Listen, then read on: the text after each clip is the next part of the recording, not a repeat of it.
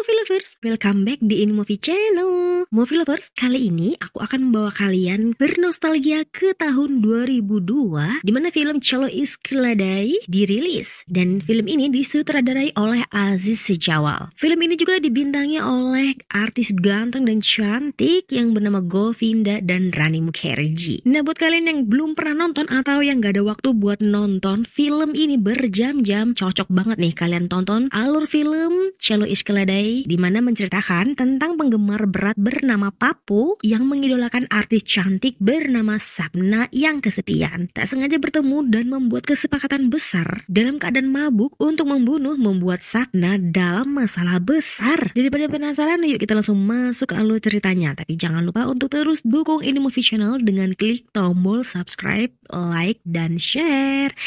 Jangan lupa dong komen juga ya, gimana menurut kalian film ini?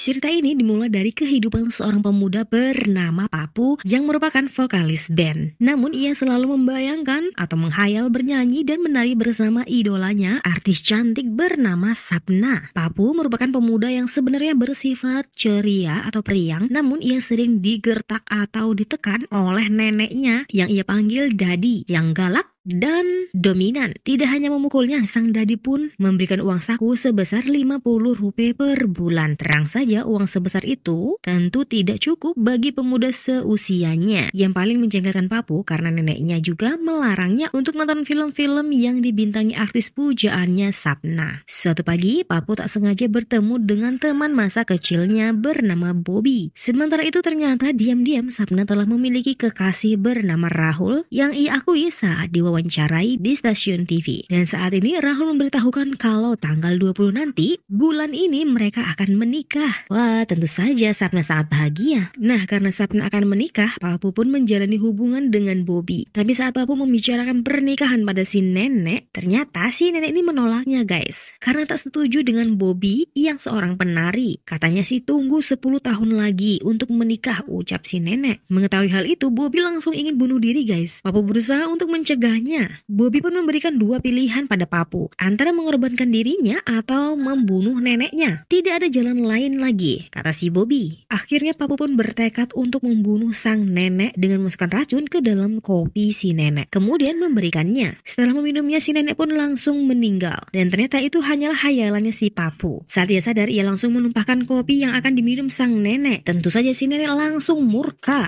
Oh no!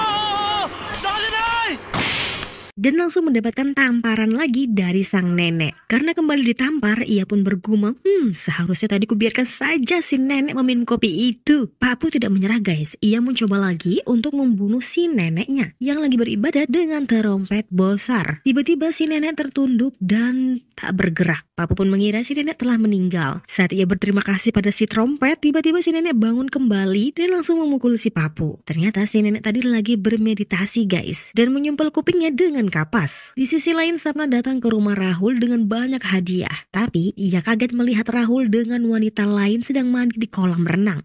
Lebih kaget lagi saat Rahul memberitahukan kepada selingkuhannya itu kalau ia menikahi Sapna hanya untuk bisnisnya agar semakin terkenal. Mendengar itu, Sapna langsung memutuskan hubungan dan berkata ingin membunuhnya. Dalam perjalanan pulang, Sapna masih merasa kesal dengan Rahul. Tiba-tiba ia menabrak Papu yang sedang bersepeda. Papu yang awalnya ingin marah tiba-tiba berubah menjadi kaget melihat idolanya ada di hadapannya. Dengan grogi, Papu memberikan salam kepada Sapna yang ternyata sedang mabuk. Papu pun menanyakan di mana Rahul. Sapna kembali jengkel mendengar nama Rahul disebut. Sapna kemudian berkata kalau Rahul mengkhianatinya dan ia ingin membunuhnya karena masalah mereka berdua sama, di mana Sapna membenci Rahul dan merasa ingin membunuhnya, sementara Papu juga membenci neneknya dan ingin membunuhnya juga. Terbesitlah di otak Papu untuk tukeran nih guys. Ia menawarkan kerjasama pada Sapna, di mana Papu membunuh Rahul dan Sapna membunuh neneknya. Dengan begitu mereka tidak akan ketahuan oleh polisi. Sapna yang saat itu sedang mabuk berat Berat pun setuju-setuju aja guys. Saat ditanya pagi harinya oleh Koki Bai kemana saja Sapna tadi malam dihubungin gak bisa-bisa, Sapna pun menjawab ia tak ingat apa-apa. Sementara itu di sisi lain rupanya Papu sedang menjalankan misinya untuk membunuh Rahul guys. Awalnya ia selalu gagal terus hingga ketika Rahul keluar dari kapal dalam kondisi mabuk dan berniat akan merokok, tiba-tiba di belakang Papu berniat untuk mendorongnya. Saat Rahul mencoba mengambil koreknya yang jatuh di bawah, Papu bersiap di belakang akan mendorong Rahul. Rahul pun kemudian jatuh ke dalam air. Hal itu dilihat oleh seseorang dan ia kemudian membunyikan alarm. Papu kemudian kabur. Sementara itu jasad Rahul tidak ditemukan oleh polisi sampai pagi hari. Karena merasa kesal, saat ini polisi sedang mengomel-ngomel sendiri karena sampai saat ini jasad Rahul belum juga ditemukan guys. Sembari ia memakan burger dan meletakkannya di atas mobil. Namun tanpa diketahuinya mobil itu pergi bersama dengan burger itu. Masih terus mengomel, Pak polisi yang aku nggak tahu namanya ini guys, lupa, dengan mata yang masih tertuju ke arah lain sembari ia akan memakan kembali burgernya. Tangannya akan mengambil burger itu di atas mobil, namun tiba-tiba seorang wanita gemuk datang menghampirinya. Bukan burgernya yang diambil, malah tangan polisi itu mendarat di dua gunung kembar wanita gendut itu.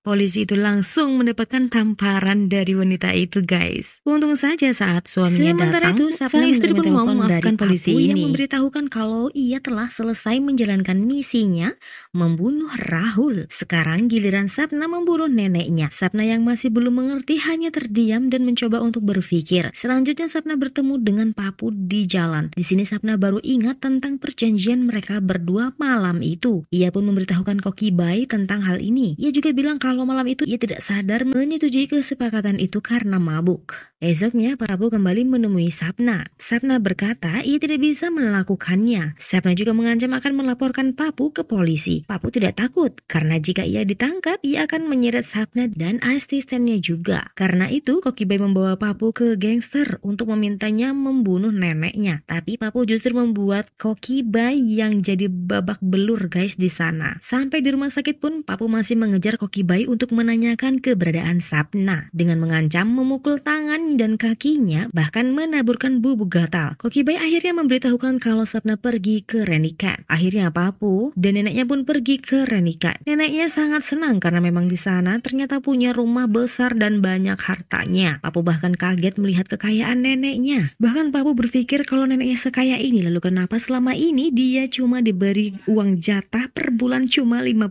rupiah guys. Ini membuat Papu semakin jengkel sama neneknya.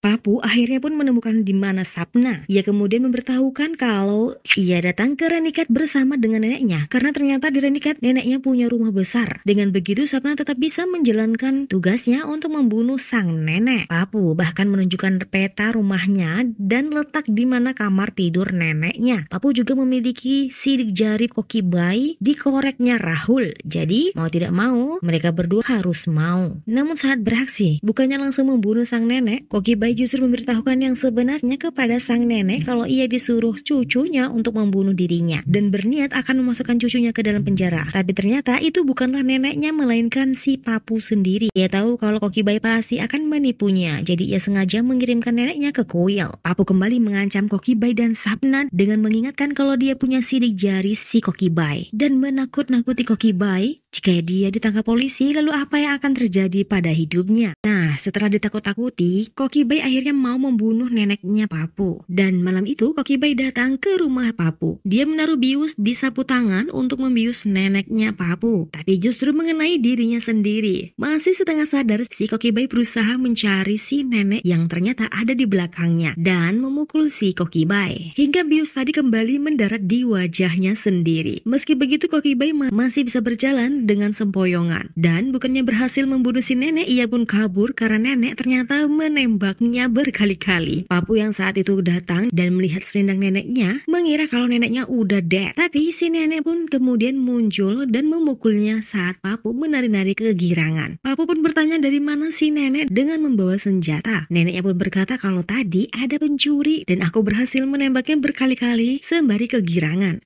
Setelah selesai syuting, Sapna diberitahu kalau ada masalah dengan sutradaranya. Jadi mereka harus meninggalkan Raniket. Sapna tentu kegirangan dong, tapi Papu tidak masalah. Mereka berdua bisa pergi dan Papu akan menyerahkan dirinya ke polisi. Papu berkata agar Sapna dan Kokibai jangan takut karena Papu tidak akan menyeret mereka berdua. Dan jika ia disiksa, Papu hanya akan menjerit. Tapi meski Papu berkata begitu, ia mengatakannya dengan nada dan logat menakut-nakuti Sapna dan Kokibai. Karena itu akhirnya Kokibai dan Sapna memutuskan tidak akan pergi sebelum menyelesaikan tugasnya. Esoknya Koki dan Sapna menyamar jadi orang susah yang sedang mencari pekerjaan. Dengan segala cara, bahkan dikira orang pengemis, akhirnya si nenek menerima mereka bekerja di rumahnya. Saat ini Kokibai sedang memandikan kerbau. Neneknya pun menegurnya dan menyuruh Kokibai membersihkan pantat kerbau dengan jari-jarinya langsung. Tentu Kokibai sangat kesal dengan si nenek dan bergumam bahwa yang dikatakan Papu itu benar kalau neneknya seharusnya mati saja sejak dilahirkan. Sementara itu Sapna merasa kesal karena harus bekerja di dapur. Apalagi Sapna juga dapat teguran dari si nenek yang membuatnya tambah jengkel. Dan kemudian melemparkan kubis saat nenek itu pergi, tapi mengenai si Papu. Papu berkata kalau kubis tidak akan bisa membunuh neneknya. Lupakan itu. Sekarang Papu membawakan semua yang disukai dan dibutuhkan Sapna. Di sini Papu menceritakan semua yang ia tahu tentang Sapna, artis pujaannya, hingga membuat Sapna tersentuh.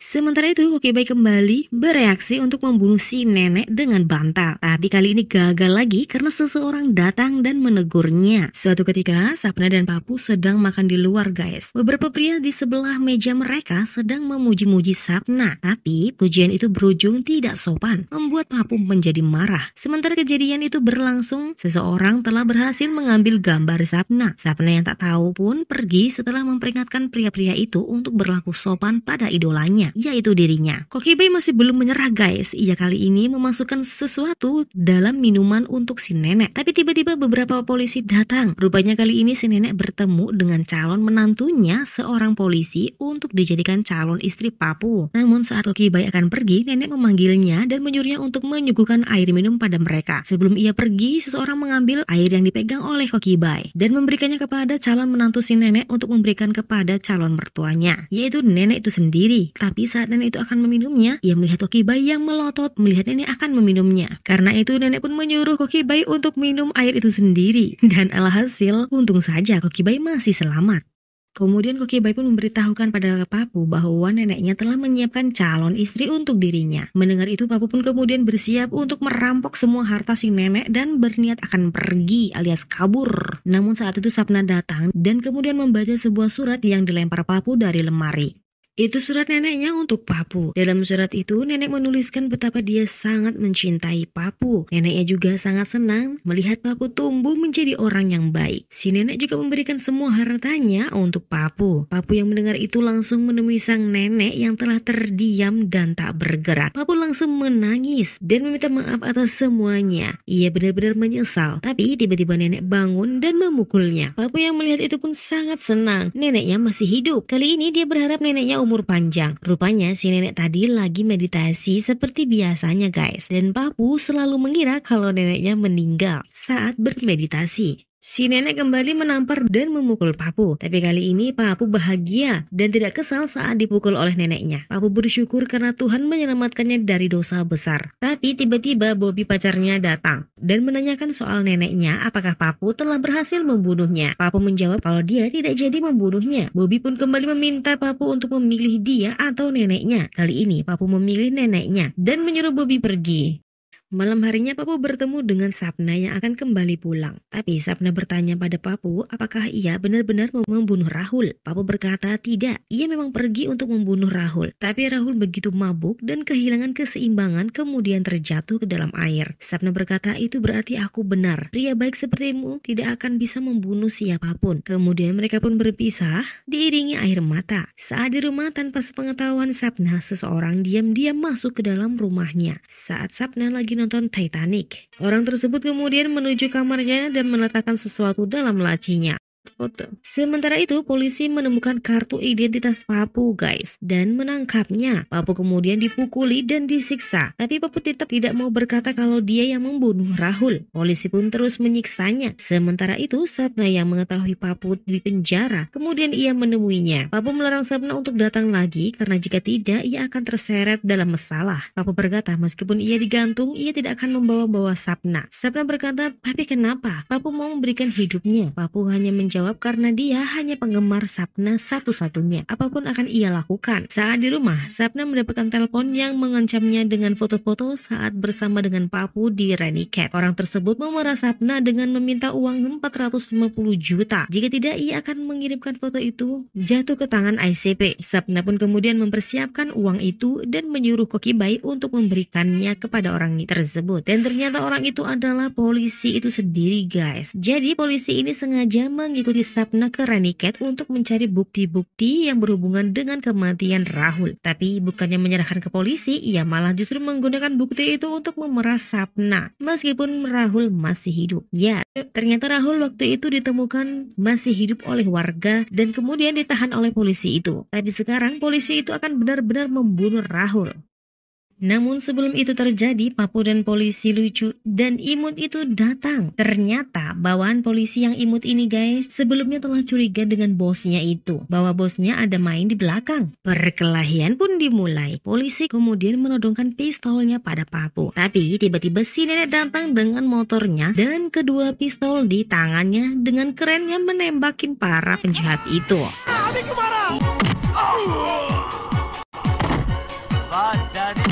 Di akhir cerita, Papu berpamitan pada Sapna, ia akan kembali ke Raniket. Tapi saat Sapna di panggung di hadapan semua orang, ia mengungkapkan semua perasaannya kepada Papu dan memutuskan untuk hidup bersama Papu dan meninggalkan keartisannya. Dengan bahagia pun Papu menerima Sapna dan direstui oleh neneknya. Cerita pun happy ending. Thank you for watching. Bye-bye.